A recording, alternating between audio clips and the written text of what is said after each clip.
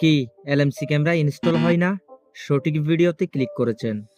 কারণ আমি আপনাদের জন্য এলএমসি থেকে বেটার ক্যামেরা নিয়ে এসেছি এবং ক্যামেরাটির সাথে থাকছে কয়েকটি এক্সএমএল ফাইল। ক্যামেরা ও এক্সএমএল ফাইলগুলো ডেসক্রিপশন থেকে ডাউনলোড করে ফেলবেন এবং এগুলোকে আনজিপ করার জন্য 4 সংখ্যার একটি কোড লাগবে। সম্পূর্ণ ভিডিওটি দেখে কোডগুলো সংগ্রহ করে নেবেন। তো চলুন তাহলে ক্যামেরাটির সেটআপ সম্পর্কে জেনে নিই। প্রথমে ডেসক্রিপশন থেকে জিপটি ডাউনলোড করে ফেলবেন, তারপর মোবাইল থেকে ফাইল ম্যানেজার ওপেন করবেন, তারপর ডাউনলোড ফোল্ডার থেকে জিপটি খুঁজে নেবেন। ওই জিপটাতে একটি ক্লিক করবেন, ক্লিক করার পরে এক্সট্রাটে একটি ক্লিক করবেন। প্রথমে বলে দিয়েছিলাম এটি খুলতে একটি পাসওয়ার্ড লাগবে, ওইটি ভিডিও দেখে কালেক্ট করে নেবেন। সো আমি পাসওয়ার্ড দিয়ে আনজিপ করে নিচ্ছি। তারপর new camera by Shahidul Tech নামের একটি ফোল্ডার ক্রিয়েট হয়ে যাবে, ওইটি খুঁজে নেবেন। তারপর ফোল্ডারটিতে প্রবেশ করবেন, ওইখান থেকে অ্যাপসটি ইনস্টল করে ফেলবেন। তারপর অ্যাপসটিতে প্রবেশ করবেন।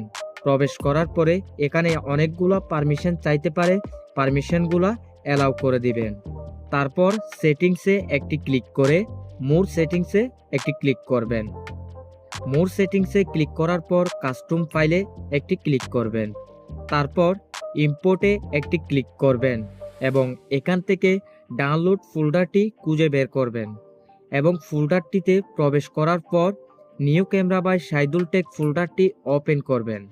তারপর এখান থেকে এজিসি পাওয়ার বাই রায়ান এক্সএমএলটি ইনপুট করবেন।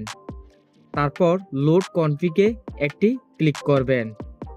ইনপুট করা এক্সএমএলটিতে টিকমার্ক দিয়ে লোডে একটি ক্লিক দিবেন।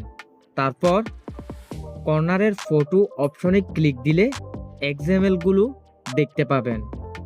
সুপার নাইট এই এক্সএমএলটা দিয়ে একটি ফটো ক্লিক করে দেখায়। ফটোটি ক্লিক দিলাম এবং দেখুন ফটোটি অস্থির হয়েছে।